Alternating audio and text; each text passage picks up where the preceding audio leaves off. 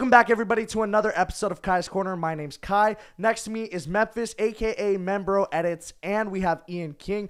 Here, we're talking about college football and the preseason top 25 teams, and we might make some revisions to the top 25 on personal decisions and also personal opinions on where we think other teams should have landed. So, this is going to be another episode of Kai's Corner. We're back on YouTube, baby. Let's get into it. All right, guys, the first team we're going to be talking about is the 25th ranked team, the Boise State Broncos, the team that actually made the Fiesta Bowl last year against the number 4 ranked Penn State Nittany Lions. And this was a team that lost a lot of core pieces, and specifically Ashton Jeanty, who is now a Oakland Raider. This team is very different. And personally, I know you guys have a lot of different opinions on this, but I think BYU should be in this spot. A team that was really hot in the first half of the year last year and also lost games by only just one play or one drive. This is a team that didn't lose a lot of core starters, and they're still on the top of the Big 12 chain. I see them moving forward, but I know you guys got more to say on it. Memphis, it's your turn. Yeah. Okay. Yeah. I also disagree with Boise State being in the top 25. I mean, I see why they're here because they're the group of 5 team that made the playoff last year. So I can kind of see like, oh yeah, let's give them top 25 position. But to me, I think Utah deserves to be in the top 25.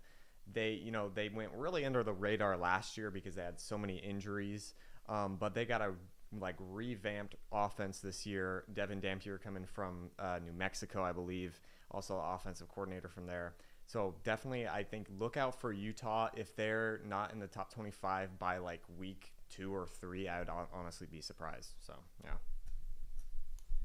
I totally agree with that. I think this is a decent spot for Boise State to be, like you said, the one Group 5 team that did end up making the playoffs. And they put up a decent performance against Penn State, at least for the first half. But while I do think this is a good spot for them to be at, I will get into other teams later where I think teams like Utah or BYU could come in and deserve their spots over teams that are above Boise State already. Okay. All right, that was our talk on the 25th ranked team, the Boise State Broncos. And now moving into the next team on this list, the 24th ranked Tennessee Vols. This is a team that also kept a lot of their starters this year, only losing 2 games last season. Tennessee is still always on top of their own conference. This is a squad that knows how to win consistently. And honestly, this team being in 24th doesn't really sit right with me. I think this team definitely deserves a higher ranking, especially on the great season they had last year. Again, I understand why they deranked a little bit. A lot of it had to do with the loss being to the Arkansas Razorbacks. But also the Tennessee Vols are still a great team. I see them going far. 24th may not be right, but I'll talk about where I think they land a little bit later on. Yeah. Okay. So yeah, I mean Tennessee, they're always, like Kai said, they're always pretty consistent. They're always going to be right there in the SEC mix. Honestly, I mean, I see them around 20 to 25 because they lost their quarterback, Nico. I don't know how to say Iamaleava. Iamaleava. Yeah. But yeah, it'll be interesting to see how they do in the SEC this year. And yeah, I don't know. 20 to 25, honestly, is like a good ranking for me with Tennessee. Like both of you have said, I think Tennessee is always a really gritty SEC team that knows how to win. Maybe an underrated opinion, but I do think they have one of the best home field advantages in not only the SEC, but in all of college football. So I think Tennessee at 24, just a tiny bit criminal. I would put them somewhere near the high teens or maybe at 20 exactly. I think if I were to be on the committee, I would replace them with Indiana at 20, kick Indiana off the pole. And maybe at 24, replace them with someone like BYU or Utah, like we talked about earlier. Fair enough. So that was a wrap-up of the Tennessee Vols. Now heading over to the 23rd team ranked in this AP preseason poll, and that is the Texas Tech Red Raiders, team formerly known as the place for Patrick Mahomes. Now this is considered a place for Baron Morton, who actually had a really good season with them last year.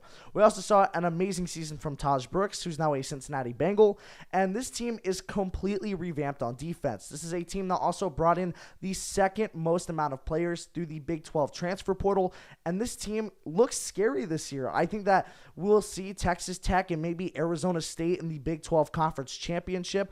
Like I know you mentioned previously, Ian, I could also see a lot more movement too from a team like the Baylor Bears.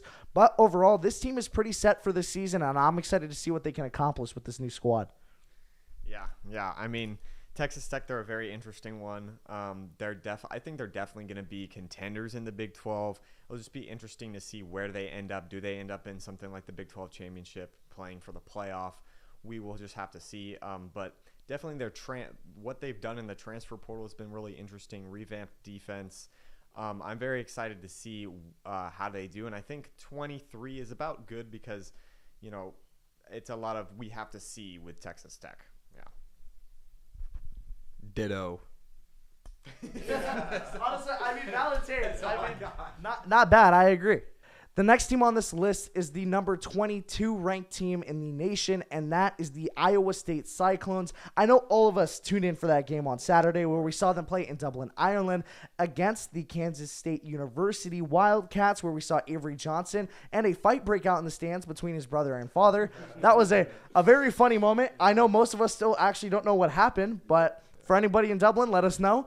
But also, I know that this Iowa State Cyclones team is great. They've been consistent. They actually have Mr. Irrelevant, too, who's kind of their biggest star to come from them over the last couple of years. But I do think that this team is going to be good. I think they're going to stay consistent. I think, too, that they actually end up higher in the top 25 by the end of the year, especially after they already beat KSU. So I'm sure they're only going to go up. So this is going to be an interesting team. I'm excited to see how they play out. But overall, congrats to Becht, Bronco Becht, I think is how you say his name that you guys are telling me. So congrats to the Iowa State Cyclones. I'm excited to see how far they're making the Big 12 this year. Yeah, I definitely agree with basically all you said. Yeah, shout out Purdy. Let's go. But yeah, Iowa State in the Big 12 championship last year, obviously they're big disappointment in that game, but I think they can definitely get back to that point. They got a lot of returning guys, especially on offense that I know. So, yeah, it'll be interesting to see how they go forward. But that was a really good showing in Ireland to start the season.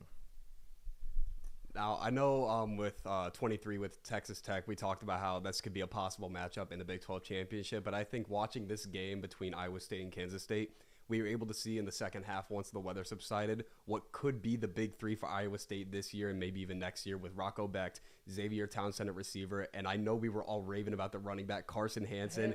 Yes. We all said he looked like just a mini version of Cam Scatterbo. He was torching it up in the second half, and even the first half when all they could do was run the ball. He was finding the gaps. He was making the cuts, everything he needed to do. So while I do think Texas Tech could be a potential Big 12 championship frontrunner, don't count out Iowa State, especially with how they came out and showed out in week 1. Talking about the 21st team that's up next, it's the Ole Miss Rebels, the former home of Jackson Dart, the New York Giants starting quarterback. This team looks great. I know that I saw a graphic earlier. I was mentioning to you guys. They have like 50 of the Sports Center's next 300 top prospects. This team looks great on offense. This is a team that completely revamped in the transfer portal. I'm excited to see what they're going to do this year, especially after, I know, Ian, you said the backup for Jackson Dart last year is going to be making the start this year for Ole Miss. So it's going to be an exciting year for this team.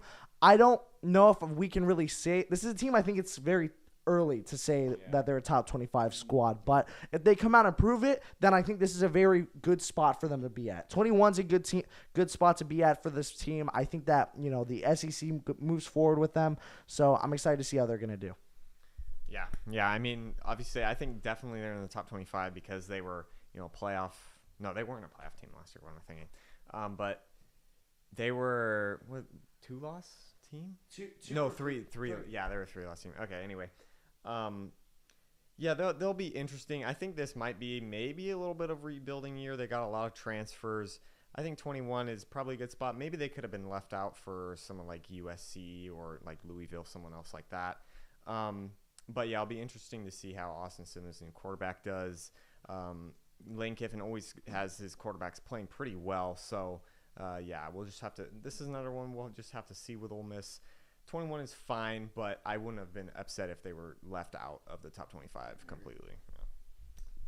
I got to agree with what you guys said on both accounts. I do think that 21 might be just a tiny bit too high for Ole Miss. Like we were talking about, this is Austin Simmons' first year getting actual playing time in college football.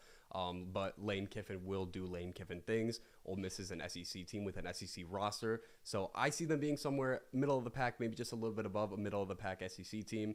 But I don't think they'll be competing for a playoff spot or, God knows, an SEC championship. The next team on this list is going to be none other than the number 20th ranked team, the Indiana Hoosiers. This is a squad that is also kind of revamped. I know a lot of us also think they kind of had a Mickey Mouse type of year last year. It was kind of not more or less that they had a bad season, but also it was just kind of a surprising season from this team. A team that never really kind of sticks out, was just all of a sudden one of the top teams in the league. I know Curtis Rourke, their starting QB, is gone. We just mentioned he's actually a Niner now. So I guess bang, bang, Niner gang if you're a fan out there. But Curtis Rourke, I know with his departure, it's going to leave a lot of gaps in the offense, especially with him being at the helm last year. So this is going to be a squad that's just new, and I think that they're a little too high. I could also see this team being left out, too, of the top 25 for, someone like USC or another squad that's just going to come in and be just as dominant. I don't see them sticking around in the top 25, however. But for right now, I guess I can see why you rank them so high, but as of later on in the season, I don't see them staying here. Yeah, I don't know. I like them at 20. I mean, I think Mendoza, the new quarterback, brings some new versatility for them. Yeah, obviously making the playoff last year was huge. Kirk Cignetti, I think, he's a proven winner, so I think they can continue winning in a very tough Big Ten. Only thing is, I think their schedule is going to be a lot more difficult this year, so that will be definitely one thing to look out for of how they navigate this more difficult schedule compared to last year. I totally see where both of you guys are coming from, but I previously mentioned in the beginning that I don't think Indiana should be ranked, nor should they be ranked 20th. You did mention Kurt Cignetti is a proven winner. Fernando Mendoza did a lot of good things for Cal last year. I know I was watching the Cal versus why can I not remember? It was Cal versus Miami, and they were going back and forth. I was watching that game, rooting for them super hard. That was my first real taste of Fernando Mendoza, and so I do think they'll be a middle-of-the-pack Big Ten again, maybe just a little bit higher, but I also don't see them competing for a Big 12 championship. You mentioned their schedule. They got Penn State, they got the Illini, they got Oregon, and even they got UCLA, they got Maryland. Two teams in the Big Ten I think could be scary. So I don't think they're going to be anywhere near the same spot they were last year, but I think they'll be good enough to continue the ball. Little switch up now. Number 19, we got the Texas A&M Aggies getting into the Big Four conferences now. I do think one of the things that's going to propel the Aggies this year is going to be their underrated offense, especially their wide receiver room. They got Mario Craver and Casey Conception, a transfer from North Carolina, who didn't get to show a lot of potential with an ever-changing QB situation last year. So while I do think A&M is going to have a hard time competing in what is a really tough conference, obviously the toughest in college football, I do think they're going to keep it. They're going to keep it rolling, and they're going to keep that 12th man advantage going all the way through the season, and hopefully keeping up for a near 500 record. Great.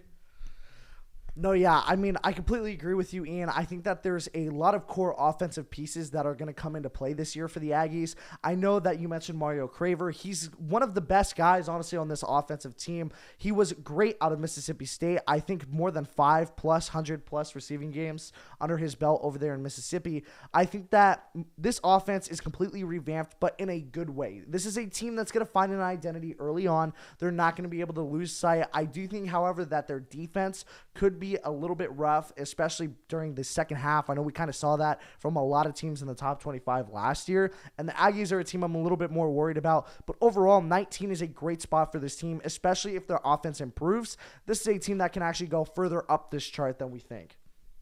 Yeah, I'm pretty high on Texas A&M.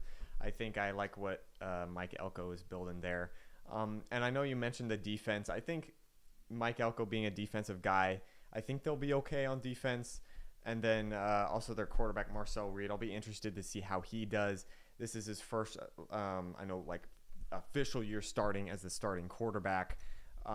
So, yeah, I know it was Connor Wigman, I think. Yeah. He was the quarterback before they kind of replaced him in and out with Marcel Reed. So it'll be interesting to see how he does a full year under his belt. But yeah, Texas A&M, I agree. I could see them moving up even in these rankings as well, despite being in this tough SEC. They're one of the better teams, though, I think. Next up, we have another team that played on Saturday for its week 1 matchup. The Kansas State Wildcats. Like we talked about during Iowa State, they did take the L. It was a run-first game in the first half, and in the second half, Avery Johnson really got it going.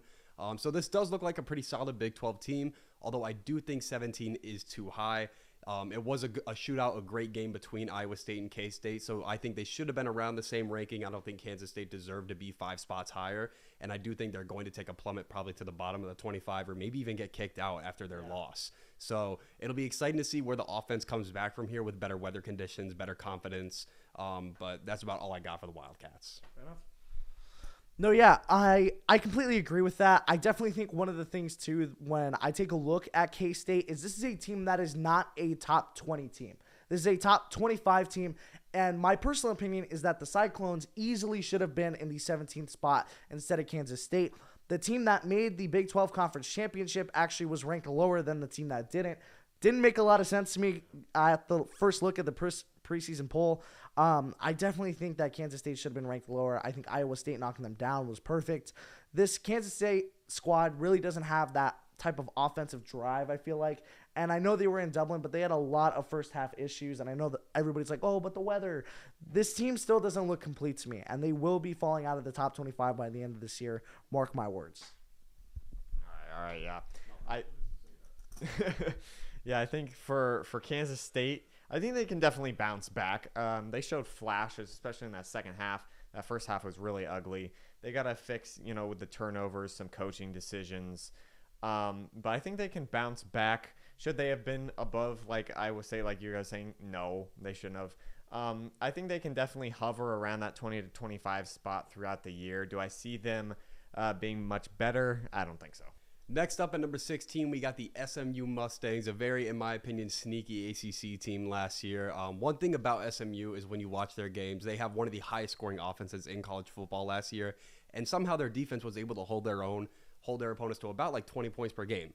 And so when you look at how the roster has developed from last year, you look into the confidence they're going into it this year. I believe they have a lot of NIL funding for this year, too, to go out and continue the ball rolling in years to come.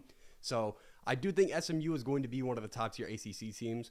While they're one of the smaller market teams still, 16 does seem like a fair spot for them because of other ACC teams like Clemson or Miami's ACC as well. Yeah. So I do think this is a very fair spot for SMU, and I guess it'll just be fun to see how they compete with the other teams like the I don't know why I said ACC, like the SEC teams are ranked above. No, agreed. I mean, the Mustangs, again, very sneaky team last year. This was a squad that honestly proved a lot of people wrong. I know going into the season last year, none of us thought the Mustangs would be as good as they were. This is a team, too, that's also bringing in a lot of new offensive weapons, and I think this team is going to continue pushing and moving forward. This is a squad, to me, that stands out in the ACC. I wouldn't be surprised if we see them in the conference championship game either, especially because I don't think Miami is actually as good as they are. We'll get to that later. But also, I think the Mustangs are a good team. I think them being in 16 is perfect, especially after the stellar season they had last year. Yeah, I definitely I agree with you guys. SMU, very pretty surprising season last year, and I think they can actually continue and even get better this year. Problem is Clemson's a whole lot better too, and Miami will have to see. I do think that they can definitely get to that conference championship again. I wouldn't be surprised if we end up seeing SMU fighting for a playoff position again. Yeah. Coming up at number 15, we have the Florida Gators.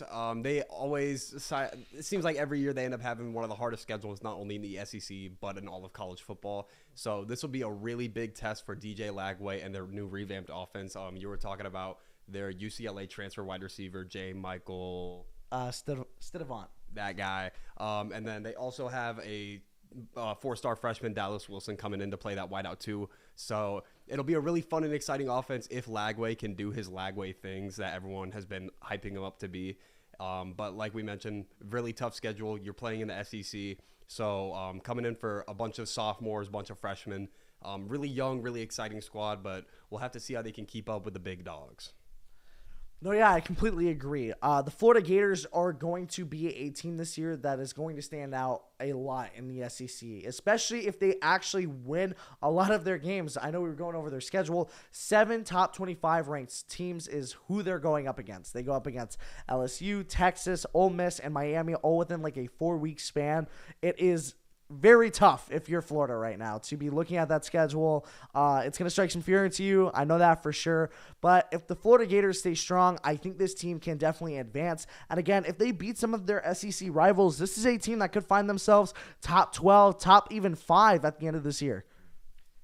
Yeah, this is a big make or break year for Billy Napier. I think if they do well, you're looking at him staying there, obviously. If they fall off, or if they lose every one of these tough games, I think it might be over for him. But we will definitely – I'm very excited to see how DJ Lagway does. I'm a believer in him. We'll see how it goes. But if they have like 2, maybe even 3 losses with the schedule that they have, it depends on who they lose to, but they could maybe make an argument for a playoff spot even with 3 losses because of that tough schedule. And if they can get some of these big wins against like a Miami or a Georgia, a Texas, like so many big teams, if they can get some of those, win some of those, they could definitely find themselves in the playoffs. All right, next up, we are going to be talking about the Michigan Wolverines. Very young offense. We know their defense, they're going to be relying on that heavy. I think a big one to look out for is week 2 when they go to Oklahoma. That will really show how good, especially this young offense is. Number 15 or number 14, I think is a pretty good spot for them. I wouldn't be surprised if they fall out a little bit, though. It's a tough Big Ten, and they're definitely not the top dogs in the Big Ten anymore. Michigan was a team that surprised me a lot last year, obviously coming off their natty in 23 and then coming into 24. Now all of a sudden you're battling between quarterbacks, switching them week in and week out. Your biggest highlight of the year, obviously beating Ohio State. But Michigan is a very interesting team. Bryce Underwood being named the starter as a true freshman for Michigan. An offense that, at least in my opinion, seems just a tiny bit unexperienced for the level of competitiveness that Michigan is usually known for. So 14, in my opinion, may just be a tiny bit too high. But like as you said, week 2, Oklahoma is a very good example of where they'll come to shine against a team in the SEC, regardless of what position they are in their respective conferences. If they can come out and they can ball out, then they will show that they deserve their spot and maybe even something higher. I completely agree with everything you just said. I mean, Michigan was a good team back in 2023 and even 2024. Of course, their biggest achievements over the last couple of years have just been beating Ohio State. But again, this is a team that knows what they're doing. I know they have a lot of veteran leadership in the running back slots right now, with 2 seniors being in the running back position. Their wide receiver room is very young. This is going to be a team that needs to figure out some early difficulties and obstacles that they're going to face with this young offensive core. Bryce Underwood's a guy I'm going to put my trust in. You know, if you're really leading this Michigan squad, this is a team that's going to have to be consistent and play consistently. If they're not, this team can easily fall out of the top 20 and even the top 25. So you got to be careful if you're Michigan. I think this is a team that can prove themselves to be one of the best teams in college football, but they could also show us as to why they're one of the worst and why they're not supposed to be ranked in this spot. All right, so now we're going to South Carolina. Here they got Lenora Sellers at quarterback. This is going to be a very interesting team. They're ranked pretty high.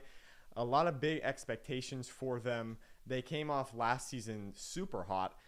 So we'll see how they can carry that into this season. Obviously, very tough schedule being in the SEC. I think 13, maybe a little high, but I think they're definitely a top 20 team for sure. Yeah. I gotta agree with everything you said. I think the expectations are super high. I do think 13 is just a bit too high of a placement for a school like South Carolina in the SEC with a lot of competition. I could see teams like Oklahoma and Florida saying that they should be above them in the rankings and probably will be above them in the rankings come week 2, week 3 if Lenora Sellers isn't the best quarterback in all of college football. They're in the SEC. Their schedule is going to be a little hard, and they got a team that I think, in my opinion, might just be a little bit too underexperienced for a number 13 ranking, but we'll just have to see how it plays out. Yeah, of course. I mean, the Gamecocks, this is a squad that's going to look to continue their hot streak after what the back half of their season was last year. Again, Lenora Sellers, I think he's going to stay true to his name and sell the Gamecocks so many times this year. I do think this team is set for success. A lot of transfers. I do think there's a lot of expectations being ranked this high. And I completely agree, Ian. I think people and teams like the Boomer Sooners, and you can even argue SMU maybe should be above them. I think that this is a squad that's got a lot to prove this year. I also think, though, too, that Lenoria Sellers and this really experienced offensive core should be able to get things done in the conference that they're in. And I know you mentioned earlier, Memphis, that they have a very hard schedule. You're right. They have 5 weeks in a row where they play top 25 teams.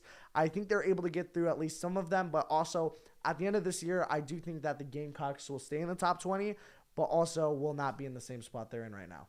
All right, coming in at number 12 is the Fighting Illini. This is going to be a big year for Illinois. I would see them having a year kind of like Indiana had last year. Where they can definitely surprise some folks and end up in the playoffs. Luke Altmaier at quarterback. He's a senior this year. And they have a pretty experienced team, especially on defense as well. So I like the ranking at number 12 for Illinois. The situation for Champaign with me is just a little bit different. I got a few friends who go to UIUC, so shout out to my Illini, ILL. And I went to a few Champaign games last year. Luke Altmaier absolutely dotting it up. This is going to be, in my opinion, his best year as a senior. Malik Elzy and Aiden Lowry are two people who I brought to Heisman trophies in college football 25.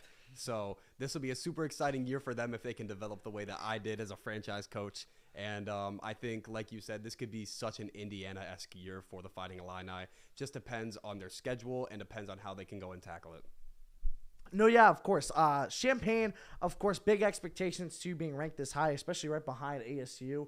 This is a squad too that has a lot of veteran presence on offense, but also mostly defense. I know they have 6-7 plus defensive linemen and defensive ends that are all seniors and juniors this year that are all most likely either heading to the draft or either leaving for transfer portal. I think this is a squad that is in a win now scenario, and Champaign needing to step up their game this year, especially being in the Big Ten, a hard conference this year, especially with Penn State and the Buckeyes, and now Michigan as well, being one of those core teams up there too. This is a team I'm confident in, but again, this is a team too that can easily fall from grace. I can see it happening. I don't want to imagine it for Illinois and the Fighting Illini. What do you guys call it? Illini? Yeah, I've never heard that before, actually. It's kind of fire. No, but Champaign's got a lot of high expectations this year. I'm excited for them, but again, they could also fall from grace. What is a Fighting Illini? All right, coming in at number 11 is the ASU Sun Devils. This is a big one. Yeah, forks up. Definitely a big year for them. Huge expectations obviously after making the playoff last year and surprising a lot of folks. They're definitely the number one target in the Big 12, big target on their backs. But they got a lot of returning guys. Obviously lost Cam Scatabo, but basically everyone else is returning for them. I think this is going to be a huge year for them. Put them in the top 10 as well. Number 11, just go ahead and put them in the top 10. Put them in the top 10. I know we're going to talk about them next, but like you mentioned, a team like Miami being above Arizona State, I think is absolutely criminal from the committee. And you mentioned the loss of Cam Scatabo. Obviously, I think the biggest loss the roster could have suffered, but all respect to Cam. Who needs Cam Scatabo when you got a top 10 projected pick in the draft next year in Jordan Tyson? You got Sam Levitt, a Heisman contender, and I think this will be a great year for the offense, especially if Kanye Udo can come in and step up where he needs to be in the running back slot. Their defense going to continue to be great per usual. They didn't lose a lot of key pieces, but all they did, I think, in the offseason was improve, and I think they are the team to beat in the Big 12. They're going to be the Big 12 champions this year. Forks up. Yeah, I mean, exactly what you said. I completely agree. ASU not being in the top 10 is criminal. I think that Miami did not prove themselves enough last year to be able to have the spot they're in. The Sun Devils are a great team. You guys mentioned them losing Cam Scatabo. Of course, that's a major impact. But another major impact is Leif Altanu. Literally one of the best centers in all of FBS last year is now gone from the Arizona State Sun Devils O-line. This is a O-line that's completely revamped, and I'm a little excited to see how it's going to go. But also, Kenny Dillingham is needing to pull some strings to make this team work again this year. year. We've seen videos of him mentioning that this team hasn't shown up at practice ready to play, but then you see the strides that they're starting to hit. Hines Ward has mentioned that he's willing to put his chips on the table for Jordan Tyson. This is an offense that knows what they're doing. They found an identity last year. They're going to keep it running. The defense this year looks great. The defensive line is the only worry for me on defense. This is a team that doesn't know how to play good defensive ball in the second half, but if they're able to figure it out, this is a team that can easily find themselves back in the top 10 and even in the college football playoffs once again. And also, it was targeting. It was targeting. Can we all agree it was targeting? Yes. Thank you. Yeah, we're good. Coming in at the top 10 at the number 10 spot is the Miami Hurricanes. I feel like every year there's a lot of expectations with them. They got Carson Beck this year, but I don't think they deserve this number 10 spot. Miami always finds a way to choke away their games, and I'm just like not a huge believer in Miami. I think SMU is going to end up being probably the second best team in the ACC. So yeah, Miami at number 10 feels a bit high. I totally agree with you, Memphis. I think Miami at 10, as we already mentioned, is criminal, especially over a team like ASU. I do think that they're going to have a tremendous fall off from the top 10 spot they're at now. Give it 2-3 weeks, and they'll be barely grasping in the 20s, maybe even 20 to 25 range. All Carson Beck does is cheat on his girlfriend and play bad football. And so the offense doesn't scream out to me on paper. The defense never screams out to me on paper since the 2000s. So I think this will be a fall off year for Miami. It'll be a fall off year for the ACC in general. And that's about all I got. Yeah. It's not all about the U, people. It is not all about the U. I personally do not think Miami is a good team, and I can go on a tangent forever about why I'm a Carson Beck hater. I think he's a check down merchant. I don't think he's good. I don't think he plays well in any scheme you give him. I think it is idiotic for us to sit here and say that Miami is a top 10 team. And of course, I know you guys don't agree with me, or I know you guys agree with me on that topic specifically. I think Miami has dug a hole for themselves over the last couple of years. This offense isn't good, even on paper. I think that this is just another case of the ACC bias of the top teams from the last couple of years. I do think that this defense is good. I do give Miami some props on defense. Their front seven, one of the best in the country. Their secondary could be better, but again, still a solid defensive core. I think that the offense, though, this year is going to be Miami's downfall. Carson Beck's a check down merchant, and that's not what this O-line is built for. The next team on this list, obviously the number 9th ranked team in the country, that is the LSU Tigers. And personally, this team was great when I was growing up. But now I don't have faith in this team. A squad that didn't even make the top 12 last year should not be in the top 12 at all this year, especially going into the season. I know Garrett Nussmeier is a Heisman candidate and a Heisman favorite actually as well. This team's offense is great. They've always been, their O-line's always been solid.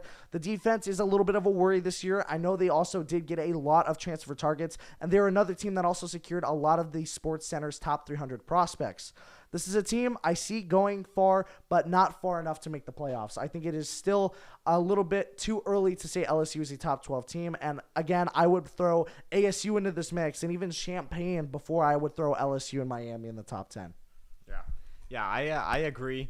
You look at LSU, they got great talent everywhere, huge transfer portal gets, and then also great recruiting class, as you mentioned. The problem is Brian Kelly. I'm not a big believer in him. You give him so much talent, but where has that ended up? Really not much for LSU, even for Notre Dame looking back. So with LSU, they got all the talent in the world. Can they make something happen with that? That's still to be seen. But number 10 in the preseason, I think, is a bit too high for them as well. Also, you remember LSU has not won a season opener yet. We'll see if they can change that around. I think they play Clemson, I believe. So we'll see how that goes. But I got Clemson in that one. I'm going to have to agree with you. I do think Clemson is going to come out swinging, especially in Death Valley. I think Clemson will take a week one against LSU, and it'll go and be a statement for LSU the rest of the year. Garrett Nussmeier always winning the Heisman, or K. Klubnik in college football, the video games. So just you never know what to expect because the expectations are always so up and thrown in your face for teams like LSU. But I do think that this is a case of SEC bias for LSU, again, not making the playoffs last year. It's going to be a lot to prove for the Tigers this year, But in the words of Coach O, all you can really say is sit back and go Tigers. Roll Tide. I personally think that Alabama being ranked 8th is a good move right here by the AP committee. Again, Alabama has proven themselves over the last couple of years. I know a lot of people want to sit here and hate and say it's SEC bias for them to be in this position. But again, from what Bama's done over the last couple of years, they're more than deserving of this spot. Even with Nick Saban being gone, Ty Simpson being the quarterback this year is going to be an important move for them. You know, this is an offense, too, that is going to kind of get away from the starting core from last year, and they're going to move back to the backups being the starters this year. So with a team that's as good as recruiting as Alabama is, that knows how to develop and evolve the players that they have, I think it's going to be a good season for them. I could see them being a top 10 team sneaking into the college football playoffs. Again, maybe a little high compared to what their season was last year, but again, overall, not a bad position to be in if you're Bama. Yeah. For the Crimson Tide, yeah, I like where they're at number 8. I could even see them being even higher. Kalen DeBoer, we've seen what he's done at the other programs like Washington, has really improved them. Just give him a couple years, and all of a sudden they're in the playoffs like with Washington. You know, we got Ty Simpson. He's surrounded by a ton of talent. Jam Miller, running back. Ryan Williams, year 2 for Ryan Williams. We'll see how that goes as well for him. And they got so much talent everywhere, as Alabama always does. This year, I think they're going to be better than last year, and I definitely see them at the very least contending for a playoff spot, if not an SEC championship. I totally agree with both of you said on the account of I see Alabama sneaking in for a playoff spot, or could even sneak in for an SEC championship title, or an SEC championship run, I should say. And I do think Ryan Williams in year 2 is going to be by far the biggest spot for Bama this year. Of course, Ty Simpson coming in at quarterback, and I do think that Kalen DeBoer does a great job at developing his quarterbacks, as we saw him do with Penix in Washington, and look at the trajectory he's on to go with, getting drafted a lot higher than most thought and going to kill it in Atlanta. So this will be a very, very important year for the Crimson Tide, and a lot of it will come down to the offense, and especially that offensive line, seeing how they've been a little bit wish-washy through the portal, through recruiting.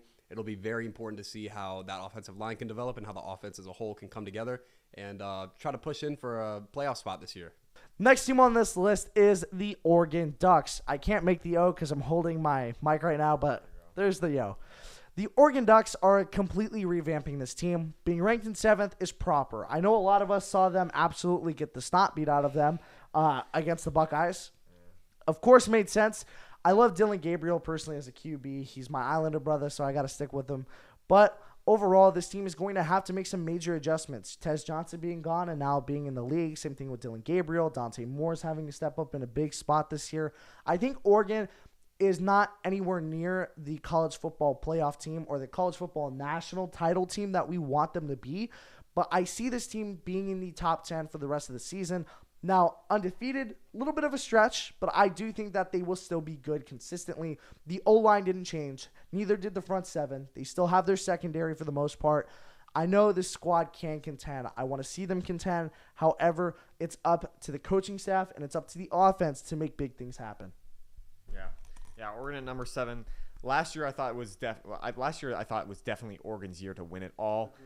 And, obviously that didn't happen. This year I think they're going to take a minor step back. Obviously they still got tons of talent.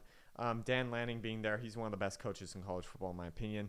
I think it's really going to depend on how Dante Moore does for this offense especially. Overall, yeah, Oregon at number 7 is about the right spot. I definitely see them making the playoffs. Maybe not like a bye, but I think they'll have a couple losses, especially like to a Penn State. But we'll see with Oregon. I think top 10 is appropriate. I think middle half of the top 10 is also a great spot for Oregon. Like we mentioned, they did lose a lot of their biggest spots on offense, Dylan Gabriel, Tez Johnson, and they have a new quarterback under the helm stepping in. But like you mentioned, Memphis, Dan Lanning, one of the best coaches in college football. He's going to do Dan Lanning things, and he's going to transform this offense. Okay, I don't know what that is. But I do think this is going to be a great Big Ten team. But I think having the committee spacing them out just a few spots from a team like Penn State and Ohio State, great placement from the committee. I think 7 is more than fair for the Ducks, and they have a lot to prove this year. kind of looking like one of the newer regimes in the Big Ten. The next team on this list is the number 6 ranked team in the country, and that is none other than the Notre Dame Fighting Irish. A little bit of a logo change for them this year. I kind of like it. I want to get your guys' opinions on it, though, real quick. It's trash. It's honestly trash. They should have kept. I liked it when they had the Dukes up. Like, that was the best. Like, I don't know. That was just a tough football. Meh. Fair enough. But overall, I think this team is going to be good again this year. I think I think they didn't lose so many core pieces that this team is just going to go to shambles. I think that,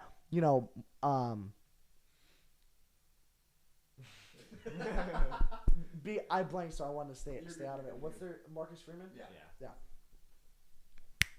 Marcus Freeman is obviously not going to be on the hot seat this year. I do think, however, that Jeremiah Love is going to take this team by storm. The run game is going to be strong this year. They have a lot of O-line transfers, too. I know they have one of the guys coming from Wisconsin who was actually one of the best right tackles in the league. I do see that this team goes forward with what they have. I see Jeremiah Love being that strong personnel that really is leading the offensive core. Marcus Freeman stepping up a lot this year as the head coach. Properly ranked to me, I think they could also be ahead of like a team like Clemson. Honestly, I could see them in the 4 spot, especially after what a stellar season they have. But overall, Fighting Irish, best of luck. I hope South Bend treats y'all well, and I hope that they're able to get some stuff done this year, and we get to see them go back to a natty maybe. Yeah, Notre Dame's an interesting one. Now they announced starting freshman quarterback, but around him, there's a very good team. As you mentioned, that run game with Jeremiah Love is huge. I think definitely they're probably second best run game in the whole country. So they're definitely going to be leaning on that, and that's going to be really dependent on how well they do. Top 10 is definitely where they should be, and I definitely see them making the playoffs again this year. Notre Dame is a team that has always surprised me as just an independent team, always finding their way to get top recruits, find themselves in top spots in the college football playoffs and the college football scene. Like you guys had mentioned, they got a really great running game and a great offensive line with a quarterback with a lot of question marks. They had kind of like a New Orleans Saints-esque quarterback battle. Marcus Freeman didn't end up picking that quarterback till about a week ago. And so the defense has got a lot of spots to fill in. As a Panthers fan, I will be rooting for Notre Dame. Notre Dame. I'll be rooting for Notre Dame because of my boy Thomas Davis Jr. coming in as a 5-star recruit. Oh my God. So that's about all I got to say. And the logo's a meh. Next team on this list. Whoa. Next team on this list is none other than the 5th ranked team in the country. That's right. We finally made it to the Final 5. Thank you for sticking with us. But it's the UGA Bulldogs. Sick 'em! I'm sorry. I can never forget the Pat McAfee thing that he did to them. It was so funny. But anyways, UGA, good team overall. Gunnar Stockton at the helm. Don't think it's going to work out, to be honest. UGA always produces top wide receivers. It's always been a consistent thing. I know this year the passing game is going to be big, especially after they're moving on from Carson Beck, who I hate. I hate him a lot. I think the O-line is going to be great this year. I do think the pass game is going to be more prevalent, especially with Stockton. As much as I don't think he's going to be good, I know he is definitely a better deep ball passer than Carson Beck was. I think this team is going to be able to provide a lot on offense. Seeing them in the top 5, though, feels wrong, especially after the type of season they had last year. Wasn't the greatest, but it also wasn't the best. Top 10 makes sense to me, but also I could see this team easily being out of the top 5 by the end of this year. I think they just need to work some things out on offense to really be able to bring this team together to be back in the playoffs. Yeah, I definitely agree. Got to work on things with the offense. Obviously, Gunnar Stockton, full-time starter now. I think he'll do pretty good. I think he'll do better than Carson Beck. But Georgia being at number 5, I could definitely see him going back to that SEC championship, and then who knows, they could win it again. We know Kirby Smart has been really good throughout the last few years. It's going to be interesting to see how they do now moving into this new era of the college football playoff. Overall this season, I don't think they're going to take much of a step back, if anything, and they might take a step forward. Yeah. When it comes to Georgia and the Bulldogs, I think Georgia will always Georgia, but the SEC will always SEC. I see Georgia fighting at the edge for a playoff spot, maybe even falling outside the top 12 at the end of the season. Nothing really stands out to me about Gunnar Stockton. Nothing stands out to me about the Georgia roster on paper, offensive or defensive. is going to be a down year for what should be one of the most historic powerhouses in college football the last half decade. And I think this is where they start to see their fall off, not because of Carson Beck. I think that's an upgrade, but just everything else aside from Carson, I think is going to end up causing Georgia to be fighting for one of the 10 to 12 seed playoff spots, or maybe even seeing themselves missing out on it for the first time. Not that that's going to hold any implications for Kirby Smart and his future, but Georgia has a lot of spots to fill in what has always been the toughest conference in college football. Coming in at number 4, we got the highest ranked team in the ACC, the Clemson Tigers. This is going to be a big year for Cade Klubnik. Has always been in the Heisman talks, has always won the Heisman in college football, like I keep saying. And so it'll be a big year for the Tigers. I do think their wide receiving room looks great, definitely the best in the ACC in my opinion. Cade Klubnik has shown what? Who you got? Who you got? It's your turn to talk. No. Who you got? I'll talk about it later. Okay. I think they got a scary wide receiver room that Cade Klubnik is going to thrive with.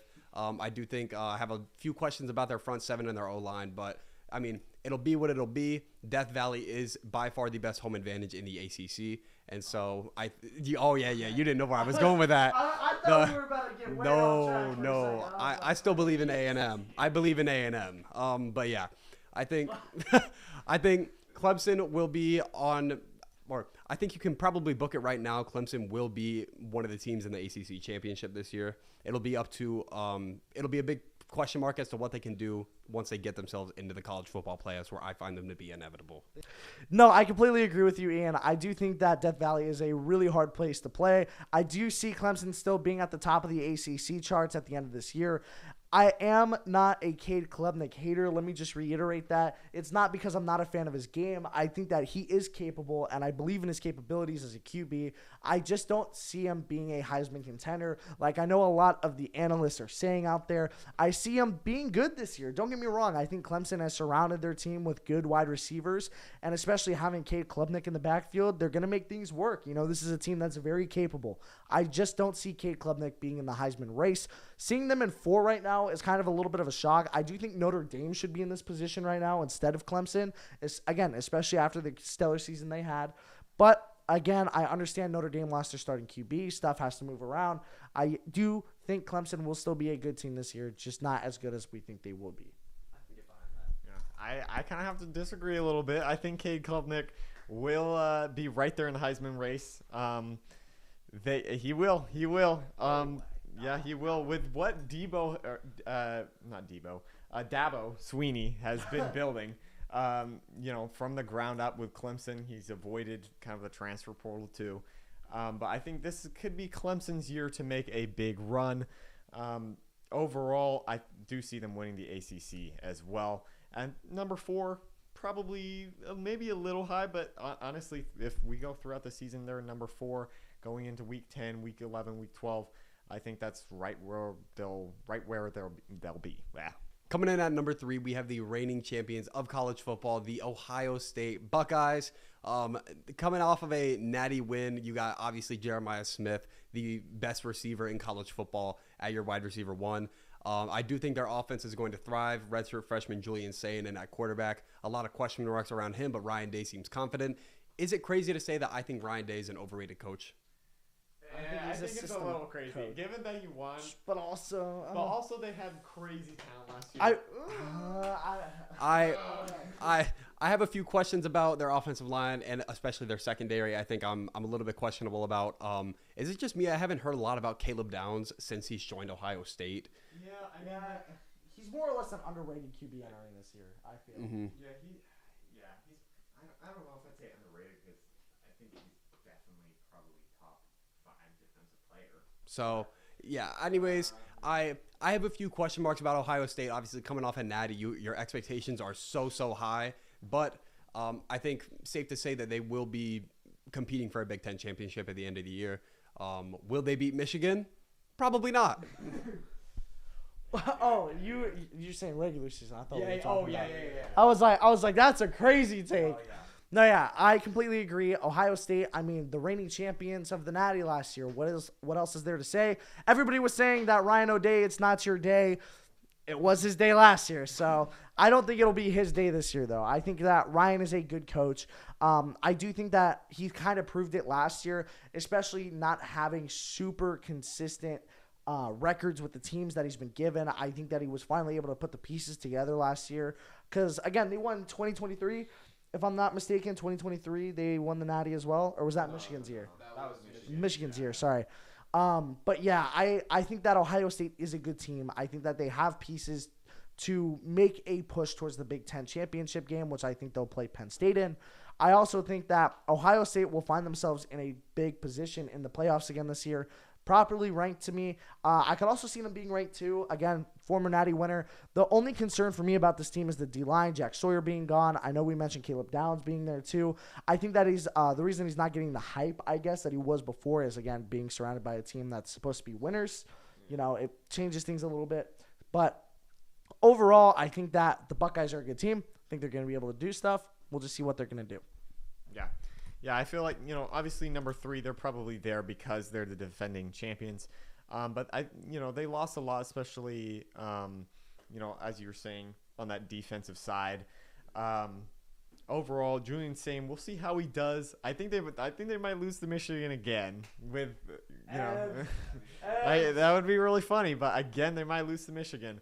But they do also have the best player in college football in Jeremiah Smith. I think he might go up for the Heisman. I'm kind of hoping that like a wide receiver wins the Heisman this year. I'm hoping for that. Number 3, maybe a little high for me, but overall they're still very, very talented. So they're going to lose to Michigan again, though. That'd be kind of funny. What is that? 5 years in a row? If they lose? 4 or 5 years in a row. We are Penn State. coming in at number 2. We got the Penn State Nittany Lions. In my opinion, I think this should be the number 1 team in the nation. Drew Aller is year in and year out, or at least these past 2 years, is the Heisman favorite or one of the Heisman favorites. The offense has a whole lot of experience. I know you have a lot to say about their running back room, their receiver room, and especially their defense. James Franklin has been an amazing coach through his years and years at Penn State, and I think Drew Aller has a lot to prove, and he will go out and prove it. I think it will be disappointing for this team if they don't find themselves at the very least at the semifinal spots of the college football playoffs. And you can book it right now. They will be at the very minimum a top 3 seed by the end of the regular season. Of course, completely agree with you. For anybody that's tuned into Kai's Corner as of recently, I'm sure you guys have been seeing the college football stuff I've been slowly putting out. And if you have, then I'm sure you guys know that this is my hot take of the year, which is that Penn State, the Nittany Lions, will be your national championship winners by the end of the season. I believe in James Franklin. I believe in the vibe that Happy Valley brings. Again, if they make the Fiesta Bowl, once again, we'll see the PSU squad win it all. They did it last year against Boise State, who was also undefeated in Fiesta Bowl appearances. Penn State, however, had to end that streak for them. I do think that this is a squad that is healthy, that is full of offense, that is full of life. They're going to make a push for the Natty this year. Drew Aller, again, being on top of the Heisman race again. He's going to be consistent. The backfield is great. The O-line hasn't changed. I think Tyler Warren being gone is a massive blow. I think James Franklin works around it, though. And I think this defense and the secondary is going to be able to sustain big, and I mean big, impacts against Big Ten teams like OSU and even a squad like, give me a Big Ten team because I'm spacing. Oregon, thank you. I don't know why wide receivers weren't coming to me. But Penn State is going to be a top team by the end of this year. I have faith James Franklin will bring a home trophy back to Happy Valley, which is also the hardest place to play in all of college football. Not Death Valley. Yeah. I mean, those wideouts are insane, those ones. But, yeah, Penn State, this is their year. I think this is their chance to win the whole thing. They got the best roster James Franklin has ever had. Yeah, you got. I don't know. It's the Penn State Delta Tees. For anybody who doesn't know, it's like the big frat sorority in Penn State. But it's like one of the longest ones that have been around at Penn State. None of us here are frat guys, by the way. It's just like the thing that people do in Happy Valley. We'll get into the next hand sign actually in a minute, but you can continue, please. Oh yeah. Continuing, yeah. Penn State. My one question mark is when they have these big games like Notre Dame last year, like a Big Ten championship last year, they often fall short. So this is their year. They have to show up in these big games, and then they have the talent. James Franklin has to show up in these big games. Then they have the talent to do the rest. That running game is insane with Kaytron Allen and Nick Singleton. And then Drew Aller, this is a huge year for him as well. Penn State, they're going to be it's going to be a disappointment if they don't at least, as you said, make the semifinals. Maybe even, it would be a disappointment if they don't even make the national championship because they are really on paper that good. Yeah. And then we can just keep it rolling for Texas. Yeah. All right. 3, 2. Yeah. Wait. Fuck. Okay. 3, 2, 1. And your number one team in the nation, the Texas Longhorns. I will just go ahead and say, horns down. I don't think Texas deserves to be at this number one spot. As I already mentioned, Arch Manning, in my opinion, still unproven. The wide receiver room looking completely new after Isaiah Bond and Matthew Golden both leave for the NFL. They were key pieces in Texas, who I hope translate through the NFL, but Arch Manning is looking at a incredibly new offense. Kelvin Banks leaving to go to New Orleans in the draft as well, which is a huge hit for the Texas O-line. No matter how good they are at recruiting, when you lose your upperclassmen like that, that will always be a big hit. They lost a lot on offense. They lost a lot on defense. Yes, they can be number one if they have the number one quarterback in the country, but who are we to say that Arch Manning is the number one quarterback in the country right now with less than 5 games starting under his belt? We're Costco guys. Yeah. No, yeah, I completely agree. Hang on. Sorry. 3, 2, 1. I don't know. Arch Manning, I definitely think, is a good QB. I don't think it's insane for us to say that by the end of the season we see him being a top 10 QB in the nation. I obviously see him being a sneaky good QB for a lot of people that are doubting him. Just expect it.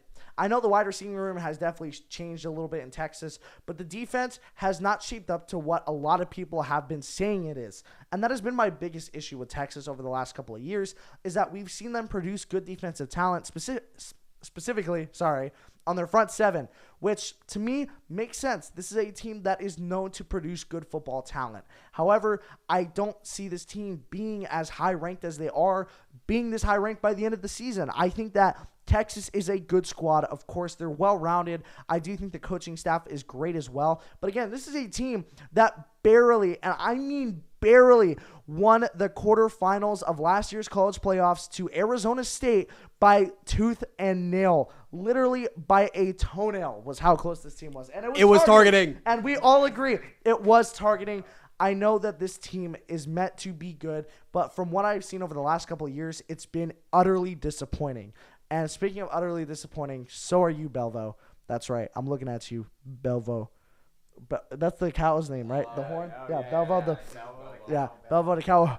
Horns down. We're not going to hook them. I don't agree with Texas being number one. This team doesn't deserve it. This team is not built to be number one. This is also a team that is not ready to finish the season as the best team in college football. I agree with you. Thank you guys so much for watching Kai's Corner. I seriously hoped you guys enjoyed the video. It has been a long time coming that I was going to post another YouTube video, so I'm finally glad I did it, and I'm glad I had the help of my roommate Ian King, who you guys should go check out on socials. You guys should also go check me out on socials at Kai's Corner _480 on Instagram, and just Kai's Corner on TikTok as well. I also have an X, so you guys should go check that out as well, or Twitter, however you guys want to call it. Thank you, Membro Edits, a.k.a. Memphis. This guy is super cool. Go check out his page. He makes awesome sports edits.